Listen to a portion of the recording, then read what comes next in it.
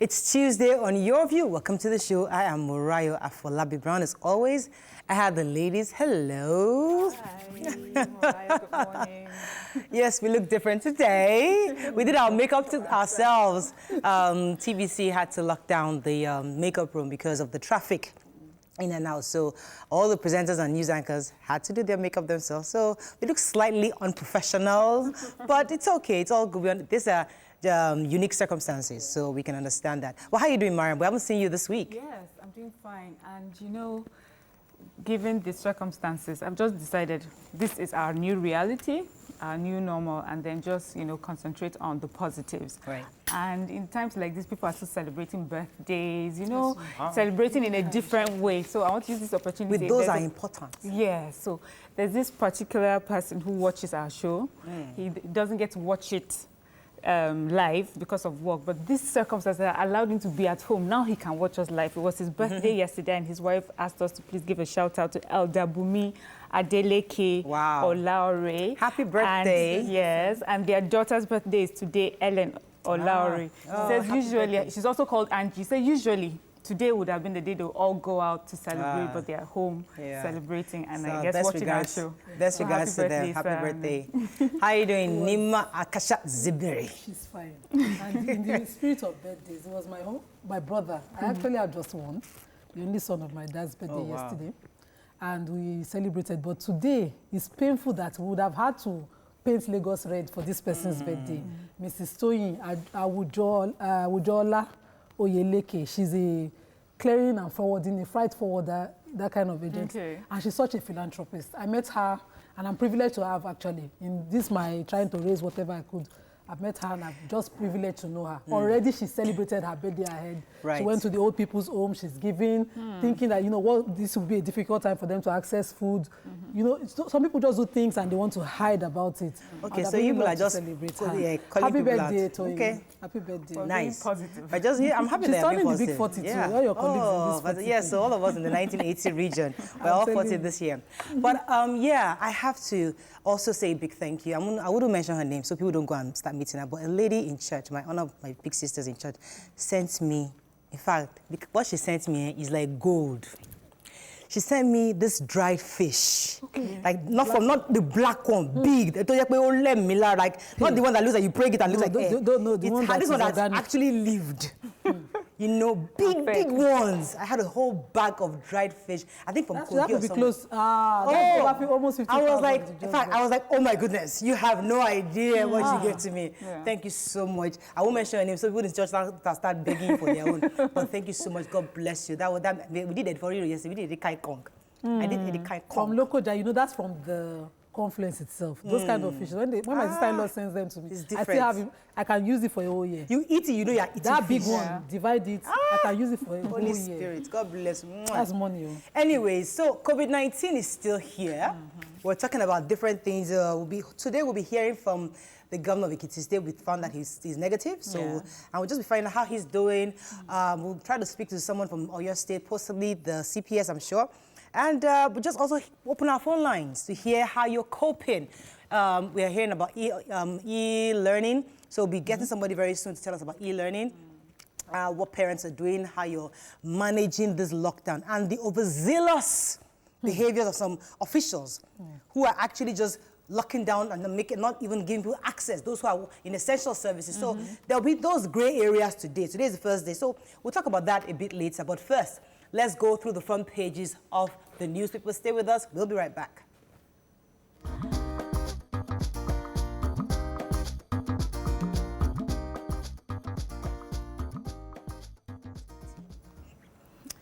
Okay, let's start with The Nation. I murdered coronavirus, says discharged survivor, Miss Oshowobi. NCDC tracing 6,000 contacts. Makinde tests positive for COVID-19. Lockdown, CBN stops check clearing. Shoyinka kicks as Malami defends Buhari's action. The story there we should take is the Oluwaseun story. She said that she murdered coronavirus, and that's discharged survivor that actually went to Twitter and told us exactly her experience. Did you read that story? Yes. Okay. Yeah. Yeah. So she had come back. I think we even took the reports when it came out in the papers. She had gone for a Commonwealth event. We remember, and we said she was there with also the wife of the Prime Minister of Canada, who had tested positive at the time, and so she was at home. Well, she gave a story from how she got back and saw the signs and called, and she was taken there. She says for a while she was alone at the isolation center, but over time more people joined. She talked about how well the nurses at this Yaba center were doing. They took care of them. She posted pictures of the food that she ate, and it looked like really good food. And she said that, she had drugs. She was taking drugs. 13 pills a day. 13, 10, 12 pills a day. And that she was tested twice. So first she got a first negative, and then eventually she was given a second negative. So she's all cleared. So definitely, it's a good story. We'd definitely like to speak to her. So our producers are trying to link up with her. It would be nice to hear this version, because a lot of people still have that. They're still skeptical about exactly what the government is doing, and even if this COVID-19 is real. So when you hear a survivor speak, you're encouraged that indeed this is out there. Let's move on very quickly to The Punch. Soyinka and AGF fight over legality of Buhari's directive. 4 killed during cultist and hoodlums clashes in Lagos. Cross River turns back 35 U.S. oil workers, demand thorough screening. Bandits invade Ogun community, gun down inspector and pastor. 2 fund seekers drown in Ekiti. Electricity tariff to increase by Wednesday. Nigeria economy already fragile before COVID-19 pandemic, says Ahmed, and oil prices slumps to $22, lowest in 18 years. And picture here, obviously, of travelers at Kara Isheri bus stop along the Lagos-Ibadan Expressway. Okay, so you recall last year, December, that the NERC did tell us there will be an increase in tariff for electricity. So I think Punch went to try and find out if it's going to go on, especially because of the lockdown. But they were unable to confirm. But however, nothing has been put out there from NERC or any of the discos that the tariffs won't go up. So we're still expecting that April 1st, according to what was already planned, that by Wednesday, we'll start paying the higher tariffs for electricity. They've not come out to tell us otherwise. So until then, we still see. So talking about electricity, let's just take this story that says that the transmission company of Nigeria said on Monday that there's been a shortage in the power that we're generating because of a shortage in supply. I mean, there's a drop in the power generation because of the shortage of gas being supplied. And this is across board, and the numbers are quite scary. And what they are saying is that this may lead to a form of, serious, no light. We're at home. We're afraid. Well, or we are concerned. We're listening to watching the news, and then not to have light to be able to do that will just make that's likely to kill more Nigerians than COVID-19. Yes. I'm telling you. So the story in the Sun said that already 4 of the power plants are lying idle, and they named them. They said the Geregu, Sapele, Olorunshogo, and the Gbarian one are already lying idle because of this shortage of gas. So we're likely to see more. Even Egbi, that feeds most parts of Lagos, is already producing less than its capacity. What it can produce. So Cross River turned back 35 oil workers. I thought that was interesting. So there was a chartered flight. A few flights are exempted, obviously. So they came in, I think, to Abuja, and they had a chartered flight to Cross River. They didn't allow them in. Say, Uncle and Auntie, please go straight. Go back where you're coming from. Go to Abuja first of all, go and get tested before we can even allow you in at all. Okay, so I found it a bit curious, though. They said these people are here to work with NNPC, and I know that the flights have been restricted to essential services. I'm wondering exactly I think they were categorized as essential. If they had they're coming from a high risk. I think they're coming from the US. US, yeah. They are coming from a high risk country. Whatever services they are coming here to render, we cannot deal with the consequence of what is happening in their country now here. It's the same treatment if Nigerians are even offering essential services there. I think what the state government has done is commendable. It's the most responsible thing of the state government. And they should go to Abuja, isolate for the required time, do the testing, and guarantee us that our people are safe. I wonder what they were thinking, that you come to Nigeria and just let you I don't get it. It's like a father's house, right? Moving on to Daily Trust. Experts want more Nigerians tested for COVID-19. Foodstuff prices soar as residents rush to stockpile. Editors condemn harassment of newspaper distributors. what Nigeria could learn from other countries on tackling COVID-19. I think other countries need to be learning from us, if you ask me. About it. I don't know, but go ahead. Who has Daily Trust? I was angry that the food price hike story wasn't in the Daily Trust. I looked for it on the page marked and around the page, and it's not there. But in the Sun was sort of alluded to that, because the Ogun State had requested that their lockdown be delayed till Friday.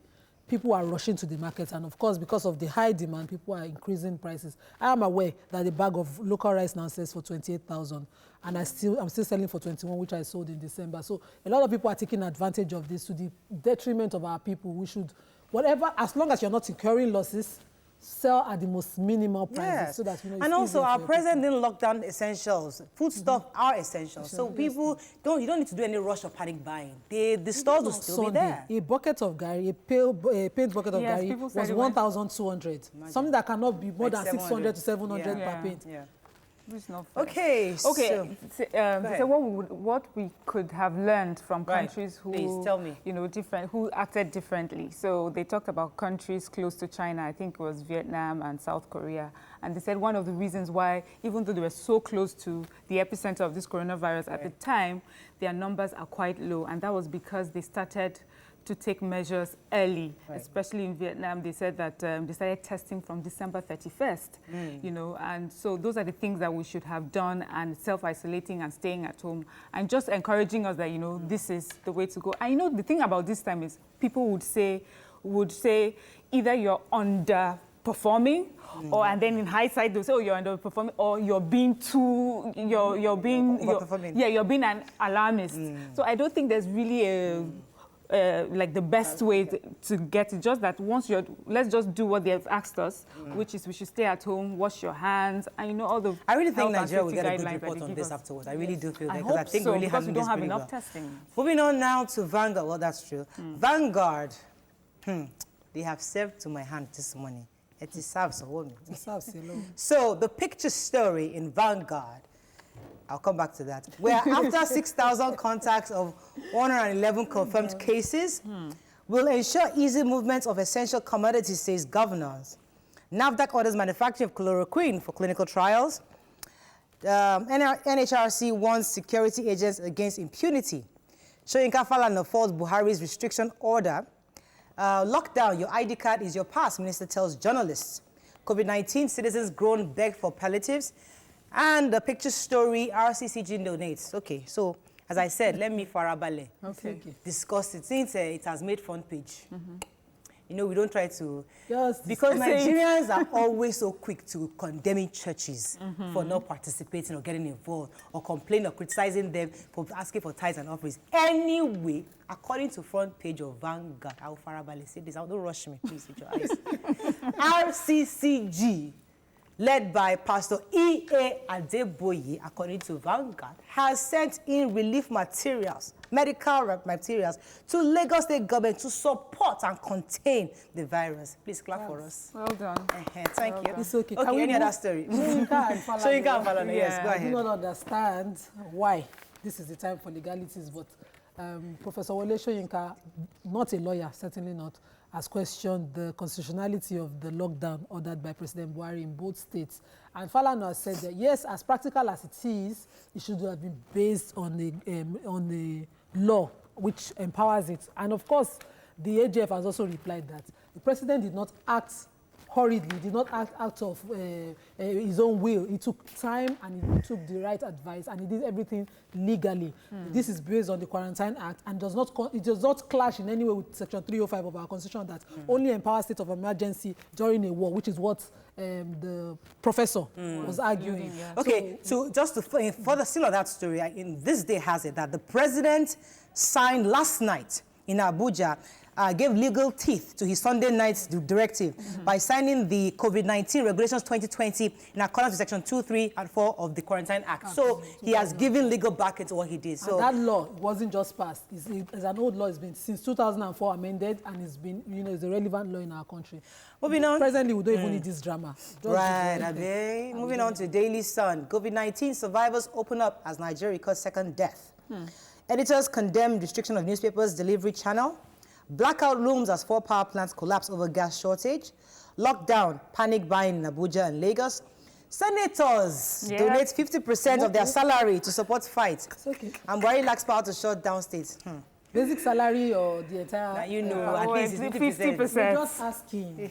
But basic salary is not much now. So That's why we ask. It's like they're not really sacrificing Which anything. one exactly? No, they are sacrificing. It's not fair. Yes. They want to be part of this success story, and it's important. So now we say we are going to concentrate on the positives, and for me, this is the positive. We've always said that these people seem to be tone deaf, but obviously, not really. So thank you for your donations and contributions. So we're happy. Thank you so much to lawmakers for... Let's even shout out to every of our billionaires around Nigeria. If we have continued like this, our hospitals will be world class. And most of the doctors living here for lack of a facility would have stayed.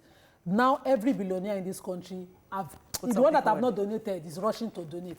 Even musician, Two-Face is leading with a 10 million naira donation. I think that's very impressive. Quite impressive. Okay, let's go on a break now. As I said earlier, we'll be speaking to the Executive Governor of Ekiti State. And just to find out what else is happening on his end. Stay with us. We'll be right back.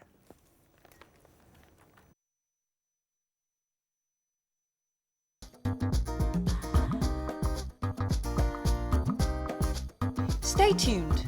Your View will be right back.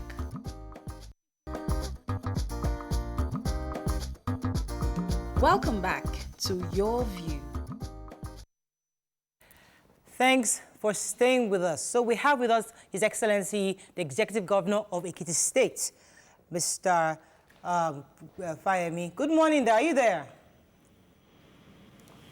I'm here, Morayo. Good morning. Good to have you on the show. So we spoke last week with Dr. Mojisola Kolade, that's the Commissioner for Health in Ekiti. So we have an idea what your state is doing so far. We know you have 2 cases. Could you just give us a quick update on how they're doing? Have you gone to check them? I know you're in isolation, but how are they faring? Okay, thank you very much. We have an index case, and we have a case associated with that index case who is actually negative and has remained negative. Great. The index case that was positive has had 2 negative tests now, and we're just about to discharge him. They are both doing well, and we would, by close of business today, have no case in Ekiti. Fantastic. Well done, sir, on what you're doing. I am aware that you've placed a curfew, a dogs-to-dog curfew in your state, and you've put the fine or punishment for anybody who violates it as 6 months, relying on the Quarantine Act. Do you have any interest in copying what happened in Lagos, where the House of Assembly extended the powers of the governor by, promulgating an act or a law to back it up?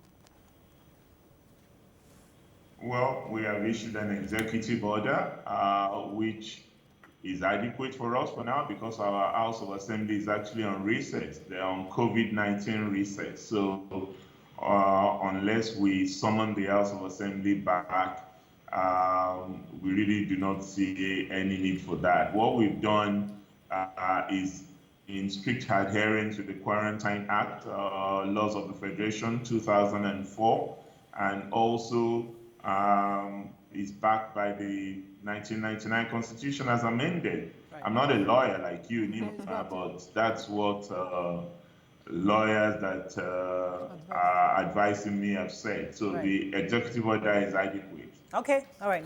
Yeah, so I would say like a personal congratulations to you. It was reported that you got a negative report on your COVID-19 test.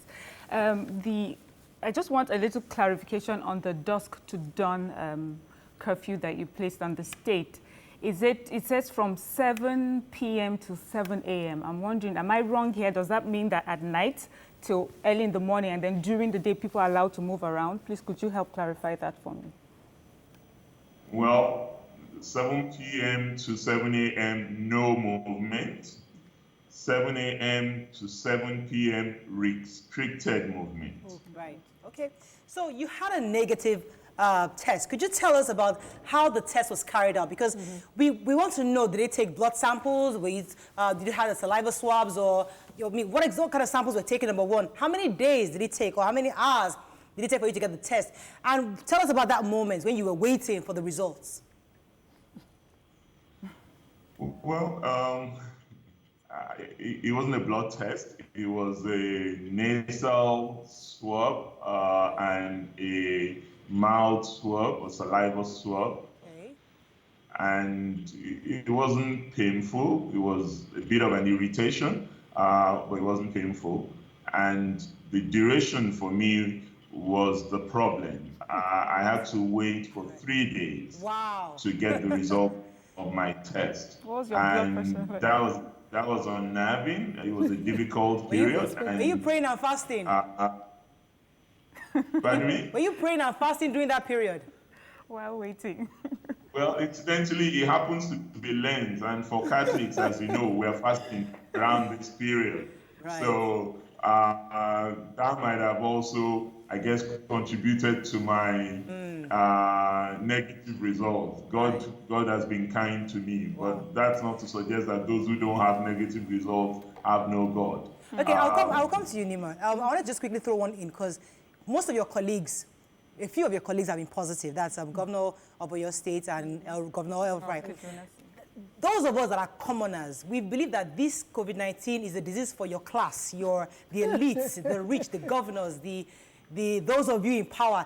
That it's not for us. I mean, what would you say to that? Morayo, please help us as much as possible to let our people know this is an equal opportunity disease. Okay.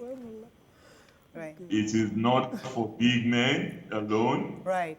The person who tested positive in my state not a big man. was actually the person who brought somebody to my state. It was the driver. So it could happen to anyone. And when you look at the index, yes, it's true. It is an imported virus, and most of those who have been affected are people who have had cause to travel or to be associated with those who have traveled. Right. But those who have traveled also have aides, they have assistants, they have megad, they have all manner of people who work with them. So we must not let that illusion take hold that this is a big man's disease. This is an equal opportunities virus, I can assure you. And we all must prepare ourselves and prevent it.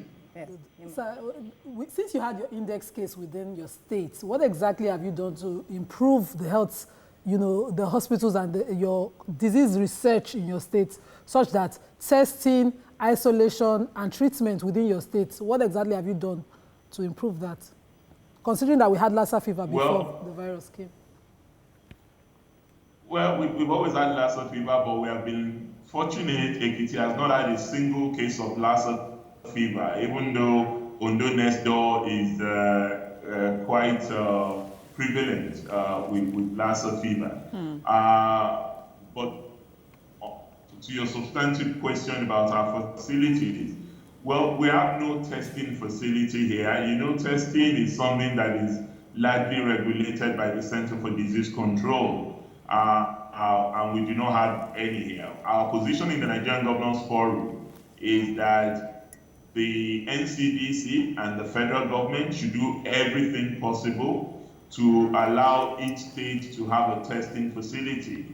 And I believe they're ramping up on testing now. They are establishing new testing facilities in Ibadan, in Abakaliki, I understand in Sokoto, in Maiduguri, but not in Ekiti yet. So our position is for states that don't have testing facilities, they must be allowed to test, and private laboratories must also be licensed to begin to test, because testing is our greatest challenge. We're not testing enough in Nigeria. Exactly. Yeah, so, in that same light, I'm wondering, you as the head of the Governors Forum, I'm wondering if you've had of coming together as, as that forum to discuss the collective support and effort you can give to, different states, because we would say Lagos State started, doing well and putting all the measures in place, but then we heard stories of some governors who were saying, well, this will never come to our state, and some governors congregating people at rallies. What do you say to yourselves as governors, and how do you, and what's your opinion about how the governors are taking this on?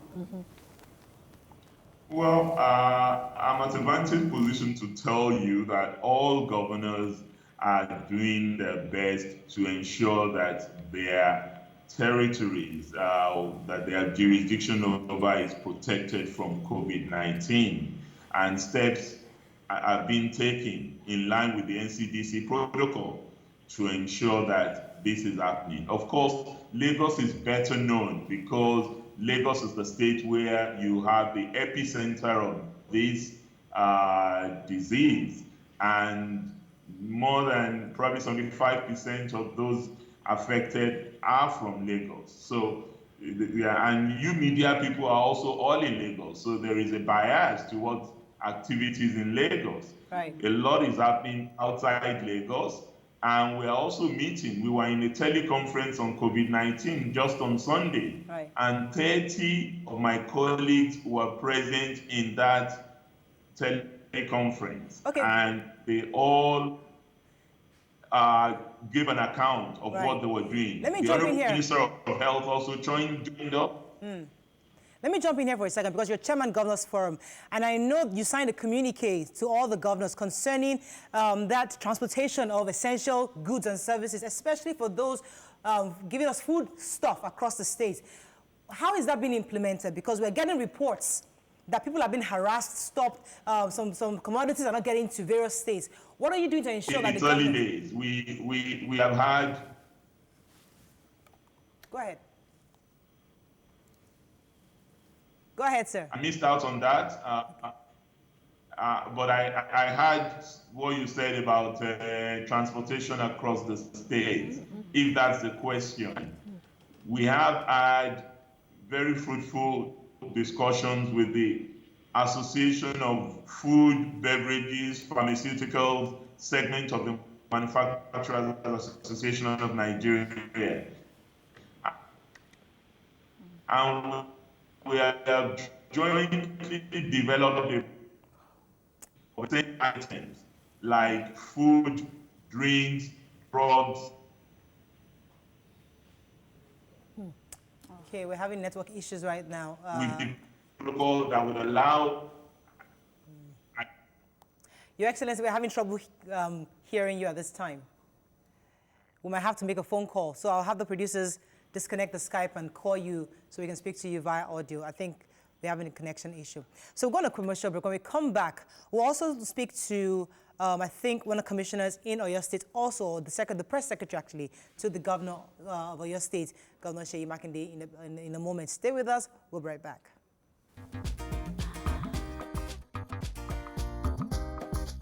Stay tuned. Your View will be right back.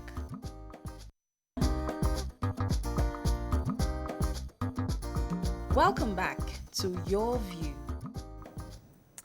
Thanks for staying with us. So we still have the Executive Governor of Ekiti State, Governor Fayemi, on the phone. Are you still there, sir? I'm here with you. Good. Now, before we were disconnected, you're talking about the transportation of food stuff, because you know Nigerians can get overzealous sometimes. The government has allowed that there should be transportation of commodities across the state, but there are security officials stopping and impeding some of these vehicles from coming into the state.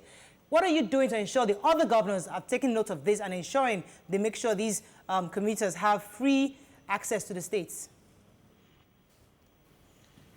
Thank you, Morayo. That was one of the highlights of our teleconference. All governors have agreed to the necessity of having essential products conveyed through our territories without any hindrance.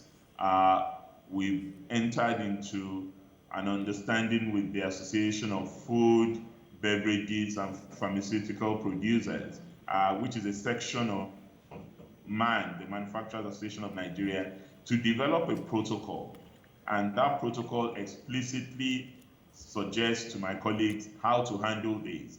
And I believe that information has been passed across to the security agencies that are in charge of the lockdown in the state. Right. So I do not envisage any issue for legitimate essentials passing through our territories. And in some states, this has been very clearly defined. In Ekiti, in my broadcast to the state, I define those who are exempted from the lockdown. Okay. And food is the #1 thing on that list. All right. I believe this clarifies Afolayan Stevens' question on Twitter, because he's asking whether the lockdown, whether you'll be locking down all borders with other states. So thankfully, this has taken care of that. But I wanted to ask, since you said not enough coverage is given to your activities within the state, how are you continuing with your ESCO meetings? Is it a total lockdown of the executive, or that you have virtual meetings and all that, or teleconferences, as you mentioned?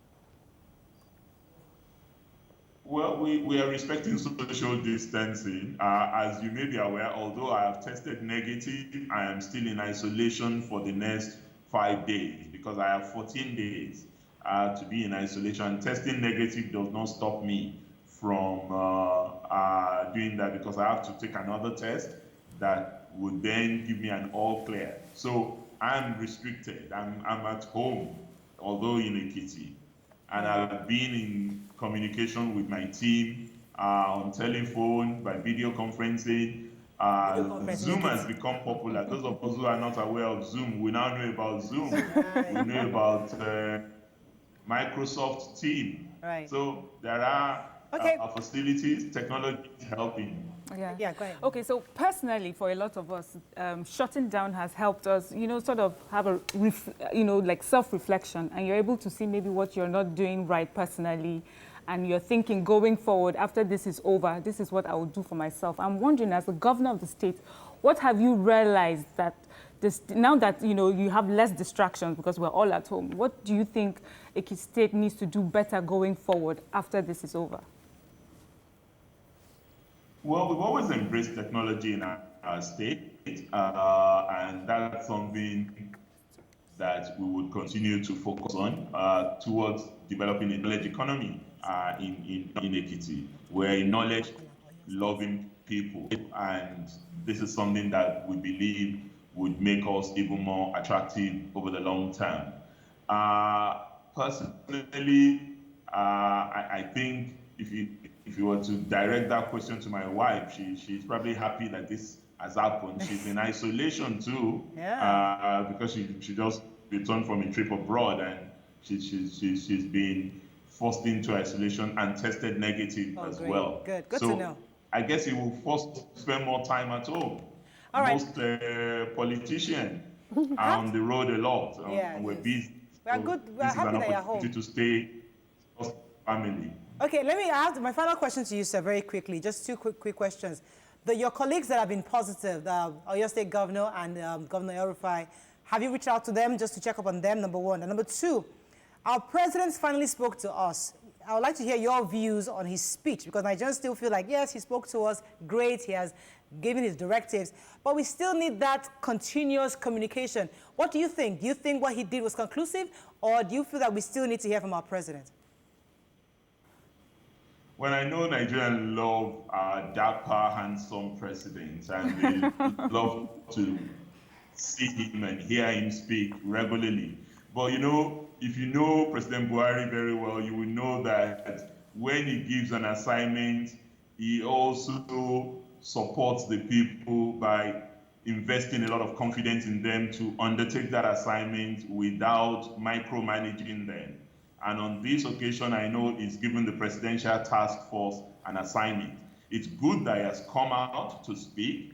If you could maintain that, maybe on a weekly basis, just to update Nigerians, that would be great. But if it is to do with the assignment itself, I think the Secretary to the Government of the Federation and his team in the Presidential Task Force are doing reasonably well. As for my colleagues, I spoke to Governor Makinde yesterday. I've been in touch with Governor El-Rufai, and I'm monitoring their situation. They're in high spirits. They are asymptomatic, and they're basically continuing to work from their isolation. All right. The good thing is they have great teams, and I'm sure their teams are helping out. Fantastic. Thank you so much for joining us this morning. It was a pleasure talking to you. Right, we'll be speaking with the Executive Governor of Ekiti State, Governor Fayemi. Okay, I'm told now we have the Chief Press Secretary to Governor Makinde of your state, Mr. Taiwo Adisa. Mr. Taiwo, are you there? Mr. Taiwo Adisa, are you there? Hello? Mr. Adisa, are you there?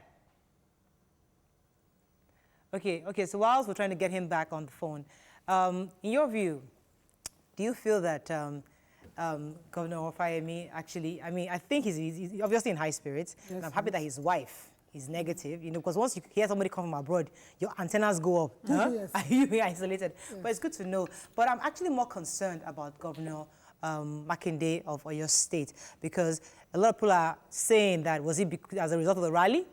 Others are saying, no, he got it afterwards. So it would be great to speak with him to know exactly what happened and see what has been done so far. Do we have Mr. Taiwo Adisa? Good morning, Mr. Adisa. Are you there? Yeah, good morning. I'm here. Good to have you. So your governor, your principal, has been tested positive. Yes. How is he doing so far? Well, he's doing very well. He put out the message that he is asymptomatic as it is, and that situation is not showing any signs. And but yes, his science has said it that he is positive to that. Okay. To the virus. So that is how it is. But so far, he's shown no signs of any ailment. Okay, sir. What is the situation? Is Oyo State on a lockdown as well, as considering that the presidential directive came as regards Lagos and Ogun, but we have the governor of your state now testing positive? Well, before the governor tested positive, the message has been there. He has put out a message late on Friday, that from Sunday, 29th of March, that Oyo State will be on lockdown. So before the president even addressed the nation to make his directives, Oyo State already announced that the state will be on lockdown starting from 29th of March. So they are in that situation right now.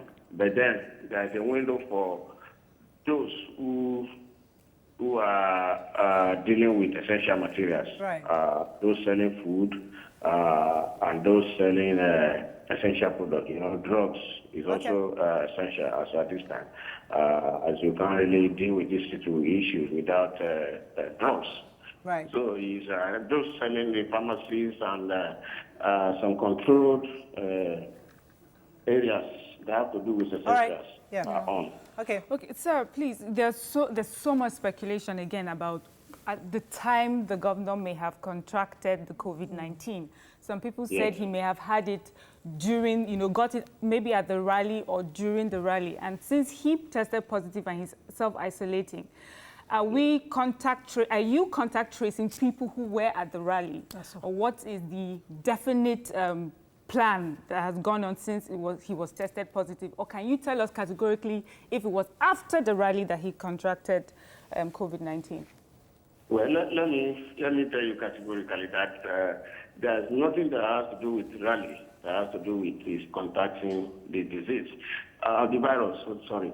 Now, the rally was held on March 18th, and he traveled to Abuja first thing the next day, and he went for the meeting of the governors in Abuja, and he met with a lot of his colleagues and others. At that rally, there was, even before the rally, the state had already started sensitization on this coronavirus issue.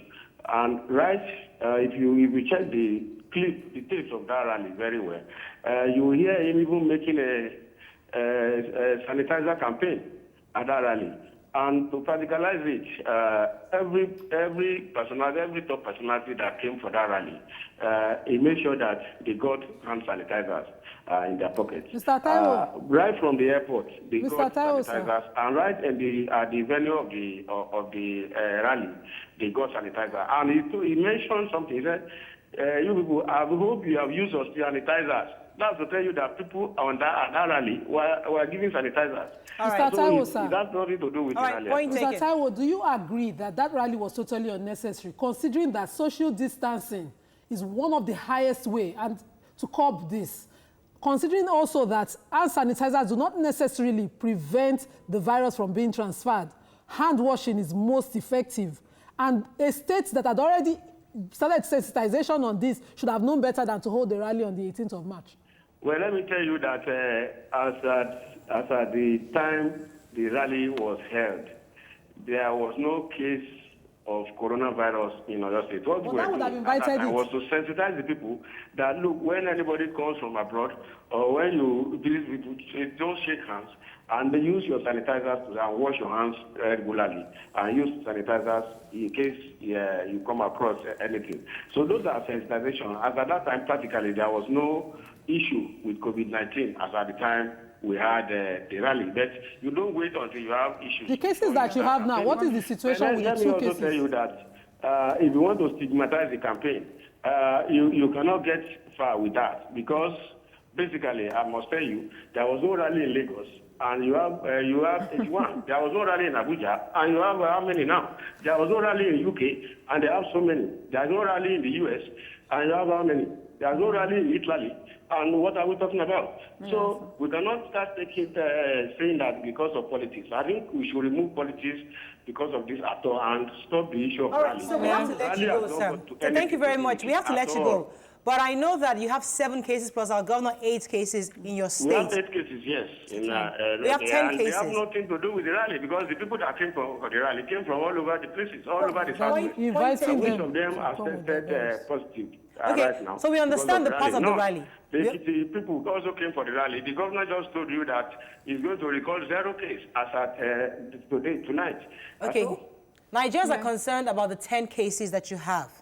9. 9 cases. How are you? What's going on with them? How are you treating them? Number one, let me tell you that we have already discharged 1 case. Okay. In this case, so he's already out of isolation. He's already out of the isolation center. He's tested negative twice after treatment. So practically, we will say that we have 7 persons in isolation in Oyo State right now, and then a lot of contacts have also been discovered. Those initial 7, a lot of them have been discovered, and a lot of them have been quarantined as we speak.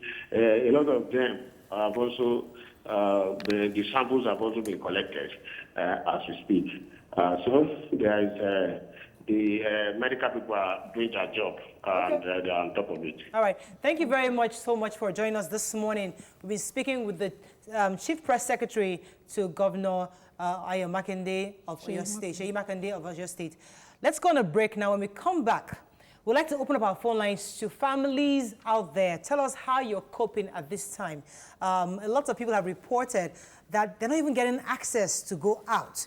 Somebody said they wanted to go exercising this morning. They were stopped. And that person wanted to go shopping in the morning to the supermarket, and she was stopped gaining access. So we'd like to hear Nigerians. Please call us. Let us know what you're going through, because if the government says, yes, lockdown, they've told us the certain areas that shouldn't be locked down, but some people are being overzealous. So we'd like the government to hear your experiences. Let's go on a break. We'll be right back.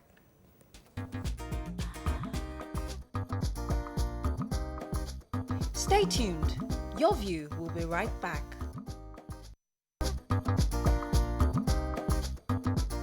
Welcome back to Your View. Thanks for staying with us. So you can call us on 070-806-6814. You can also tweet to us at TVC Connect. Please hashtag YourViewTVC so we can read it to ask our producers to keep the numbers on the screen so that you can call us. But first, we're talking to YK in the building. Yo. YK, we miss you so much. I miss you too. How you doing? I'm fine. I thank God for His blessings. Hey, you're thanking God for His blessings. Holy Spirit, thank you, Lord. This COVID-19 is making my YK very, very religious. Fantastic. I have always been religious. I have always been spiritual. Okay. Right. Not religious. I'm a spiritual person, I'm not a religious person. Okay, no problem. All of the above. I believe in God. I believe in the Creator. Oh, wow. Fantastic. I'm not a Muslim or a Christian. Okay, YK, anyway. But we just want to know, you are in the age range of the person COVID is looking for. the people that, the subset of the society that COVID is looking for. You fall into that bracket. I lock myself in the house because the COVID is walking about and I don't want you to walk on my doorstep. That's why you're overstaying. You're on as past isolation. Yeah, so See, okay, look, let me explain. Okay. I'm 59. Yes. Do you know that I have, it's just 1 more year, I'll be inside the category. Yeah. In fact, once I do 59, I'm in my 60th year. So we are in danger. We are people in danger. We know. Yeah. So YK, you got back, you know, you traveled abroad, you were abroad for a while, you got back, and it just seems like everyone that has come back with the virus. When you got back and you self-isolated, did you feel any symptoms? Was there anything that made you worried or concerned? And how do you feel right now? I've seen your workout videos, by the way. Thank you. I don't think it is everybody that has come back that has tested positive. That is wrong information that you are giving. Because did you cough, YK? No, I'm not. Any reason for your isolation? You that you have been coughing on the show, Morayo. I been hearing you coughing every year. I don't even know that they are sitting beside you. It was me. If I was there, I would have flown. Okay, no, I don't have COVID-19. But anyway, yeah, but the truth is that even up till now, I'm still really nervous. Right. I'm still really scared. In fact, my partner is even tired of my matter because you can't help but think, well, you're coming from a high-risk place. Right. And, you know, my daughter was very, very keen about it. And I said, well, Larry, it's not so serious. But coming back here, I now realize how serious Right. it is. And it's quite worrying. So even up till now, I'm still worried. Okay. You know, there's a lot that should be commended that you have done, considering that you came in because of where you're coming from. You self-isolated, number one. Your business place was one of the business places around the country that was, you know, shut first immediately in response to this. Why did you decide to set yourself apart from others? Because of where I was coming from, a high-risk place. To me, Britain, I mean, even the Prime Minister, and in Britain, I didn't think that they took it seriously enough. Right. So I just decided that, look, I would hate to be, because my daughter was always drumming it into my ears, you want to be like that number 31, case 31, that spread it to thousands of people. So I was worried. You know, at first, I didn't take it seriously. So my daughter blasted me on the phone. Are you all right? But the shrine, locking down the shrine, that's your business place. The shrine, we decided to close the shrine because it's an open place. People come in every day. I mean, at first we were using sanitizers, but sanitizers cannot do it alone. You have to, if someone who comes in with the virus comes into the shrine, everybody there will be infected. Okay. You know, so we decided to lead by example. All right. Thank you very much, YK. We have to let you go at this time. Thank you so much for joining us. So we're opening our phone lines now to Nigerians. Please call us up. And we had also some reports of some churches and some mosques that actually went on with their activities over the weekend. We had some mosques on Fridays. We had, in fact, I think it was in Abuja, FCT, that a certain task force man was going around on Sunday, and I think it was a few churches, and he went there practically preaching to them. Using the Bible. Using the Bible, like this was the right place. Even preaching in the mosque, using the Quran. I love For that same guy. I'm telling you. We have to find him and bring him on the show. Even in the mosque, using the Quran. To find that in my Tama mosque, I saw him preaching. In fact, that guy I saw. He went to go and read Quran and Bible. So this is what I love about that method of passing information, because sometimes, because I have a boy that stays with me, and I don't think he understands the gravity of what is happening. So they would insist on wanting to go to the mosque, even though the government has said you should not. But when you have people sort of speaking your language, do you understand? So these are people that take almost all their instructions concerning life from their pastor or from their imam. So who are you to tell me not to do what my pastor or imam is saying? But then to have someone come and speak to you in the language that your pastor or imam speaks to you, it makes you sit down and, you know, listen. So okay, we have well done to him. We'll find out his name. We'll try to bring him on the... For people above 60, if you're on your Lasra registered, your number or whatever will be used to trace you, and they'll be distributing or paying to whatever to your account. But I don't understand the Agege example. That must be local government influenced. Largely, when they do local like that, you have the politicians hijack things like that. I think he's calling from Agege, and whoever is in charge in Agege should look into it. This is a time to break all differences and barriers that we have created for ourselves. Right. This is a time to be more human than humanity. Yeah. please be very sincere in what you're doing to reach out. There are people, honestly, that I see, honestly, that need this. Most of us are giving out in our own little ways to people that we cannot even announce. Honestly, you need to reach out and help people because people are really vulnerable at this time. Let me take this call from Ola from Dublin. Good morning, are you there? Good morning, Morayo. How are you doing? How is Ireland? Ireland is fine. Firstly, I want to thank the Lagos State government and eventually Baba Buhari for what they have been doing.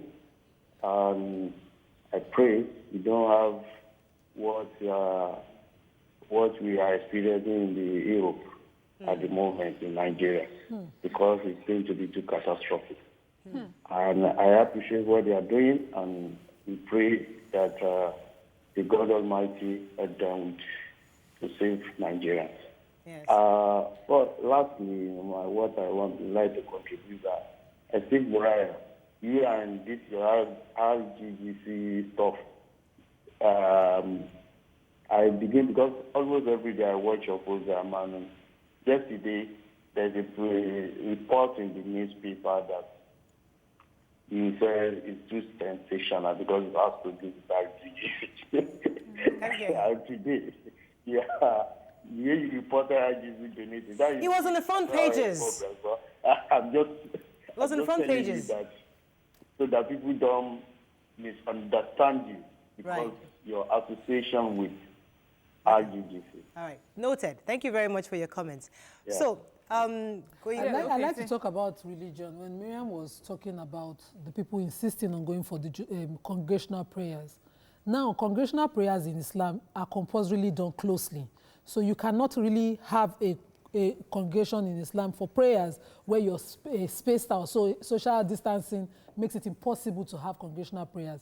It's also the sunnah of the Prophet ﷺ that when there's a plague, lock yourself within your locality or your house. So I wanted to lock my door. Lock within. If you're coming from a plague-ridden state, do not travel. If you're within your state and it's happening already, stay within. That's the sunnah of the Rasul Sallallahu Alaihi Wasallam. There's nothing new, and you cannot be more religious than the people that have brought the religion. Now you have people insisting on their continuous, what I call this daily congregation. No, it's not the Juma service. People are looking to Fridays, but all prayers in Islam are congregational and it's compulsory for the male. Now people insist. People like, the example Mariam gave, on going for those 2 o'clock, 4 o'clock, and 8 o'clock and 7 o'clock congregational prayers, even the morning prayers this morning. The call to prayer is not the same thing as having to answer.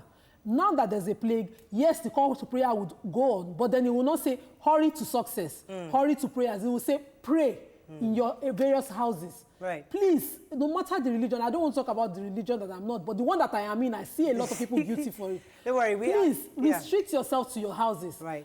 And continue congregational prayers in your house. So your husband leads prayer like I do in my house, and then I stay with my children behind. And that's congregation enough. Okay. So let me take this call from Abimbola from Magboro. Good morning, Abimbola. Are you there?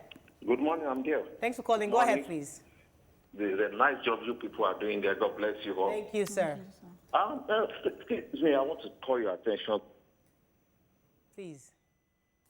Hello? If these soldiers cannot interpret just a simple message from the president about the restriction on the highway, I don't know how would they want to do when they get to Sambisa Forest when they are fighting Boko Haram. They are not doing that job. They're just doing. Which area? I would have loved to know the area so we can. So let's assume it's the Ogun State border to Lagos. This morning I drove to Bega and I saw there was already a delay to try for those of us trying to get into Bega. But on my way down here, I met a very civilized soldier, 2 checks, the one at Bega and the one at Oshodi.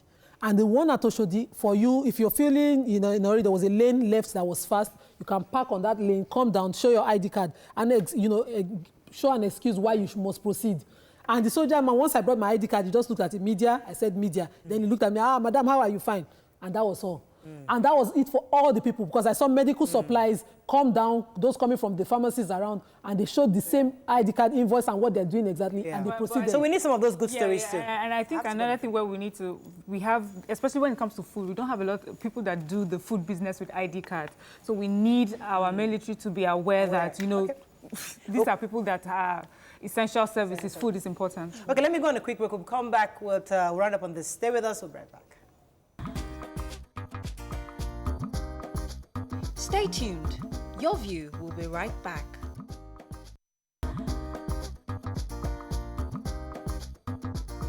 Welcome back to Your View. Thanks for staying with us. So we're going to take a few tweets. Do you have any tweets ready for us, Mariam? Oh, no, I didn't get any tweets. All right, so we're going to be opening, take a few calls now. Good morning, anybody there? God. Yeah. Go ahead. Okay, so let me take these tweets. Maybe we should just take the tweets so that we can just enlighten people. Someone says, I'm just wondering about the second flag behind President Buhari during the speech. What exactly was that for? Is that a Cuban flag? No, it wasn't. Armed forces, the flag of the armed forces. That shows that he's the commander-in-chief of the armed forces. And that's what because it's been trending on Twitter, and that's false information. In fact, we're trying to start a segment, in your view, for facts and myths. So we'll help you to know, because this time lots of things are trending. Lots of falsehood is trending. So we're going to try to create a segment at some point to help you know, like a fact-check segment, to help you know what is right and what is wrong and what is false and what is So there's a tweet from Oyo State that exclusive court says that the press secretary of the governor said that there was a lockdown in which that's not true. Although there's no movement from 7 p.m. to 6 a.m. and restricted movement from 7 a.m. to 6 p.m., but there's no lockdown in Oyo State. Let me take Abioye. Abioye, are you there? Good morning, Abioye. Are you there? We're having some issues with our lines. Yes. Abioye, are you still there? Go ahead. Yeah. Go ahead. You're live. Go ahead, please. I'm talking from Festac. Welcome to the show. Go ahead. Tell us what's going on in Festac. No, I want to make comments concerning the Chief Press Secretary to Oyo State Governor. Okay. You see, we don't have to politicize this thing. What happened before Makinde went to go and do this? It was warned. There has been awareness that this COVID-19 is in everywhere. So why must he do the rally? All this. All right. Thank you very much. I think you got the message. Let's go back to tweets. Fees collection says our government is not helping the situation at all. We have been asked to sit at home for 14 days, and there's no single provision made for us. They are only trying to create another virus, the H virus, hunger virus. I think it's important that we should know who the people in charge of the distribution channels are, because really, when the president made the speech, someone sent me a message and says, how do you, what are the measures in place to make sure that we know who these vulnerable people are and make sure that they get these relief materials?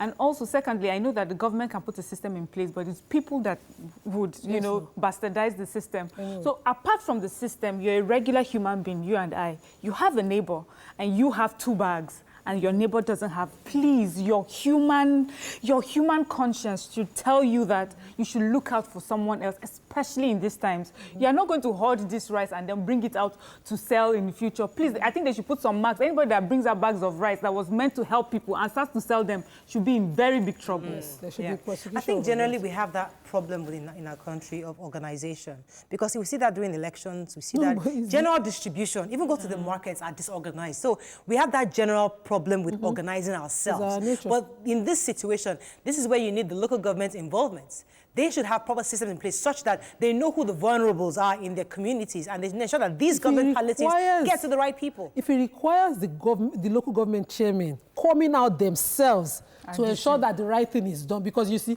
when you say you trust your aide will be your aide. He will do his own thing. He has his own people that he has to rely on. But if it requires you coming out and making sure that this one, I know this person, this is your local government. I know the people here, I know these communities and these communities with him. If you ask me the vulnerable people in my community, I know them. I've already reached out to some of them. Do you understand? I know those people who honestly will never beg you, but they honestly are trying to just make ends meet. So people can't point them out. Local government chairman, please own this and do it yourself. But you'll be surprised if it's cooked food. They know how to distribute this, because when it comes to government matters, once the food is, I don't know, when it comes to catering, see how the survivor said that the food was good. When it comes to cooked food, trust me, somehow, because I've been in these circles a bit, and I know that when it comes to, in a meeting, you can be guaranteed you have correct small chops, correct food, so should correct we have drinks. like, is it, what they call? like a system Food where people, kitchen. a kitchen. You can have So food people kitchen. will come A at soup different kitchen. times. But if Yes. you do that, the social distancing we're talking about would now be... Food kitchens are places where, you know, there are some who are already established. I work with the Sidiko Food Kitchen Foundation, and they do this monthly. Yes. They do it every week in Ramadan. So we simply just donate our charities there, and she has the network. So no queue, no rushing and all that. No, but she you knows have that where in to this go. case. So if she marks an Agege area, for instance, she knows how to go. I've seen her videos on the I think we have to wrap up now, but I think so tomorrow we'll focus on this because we'd like to help lots of churches, a lot of mosques, a lot of organizations are trying to see what they can do to help. Good. So these soup kitchens might be an option where you put yourself together, people in various vulnerable communities can come there for at least one good meal. Yes. That's an idea we can discuss tomorrow. And also I know we'll be discussing possibly e-learning activities for children during this time. Lots of kids, lots of families are confused on how to engage these children. We'll be engaging somebody tomorrow to help us understand the various sites you can go to. How do you engage the children during this period? But that's all we can take on today's show. I hope you learned a few things as we did. Have a fabulous day. We'll see you tomorrow. Stay safe. Stay safe. Goodbye.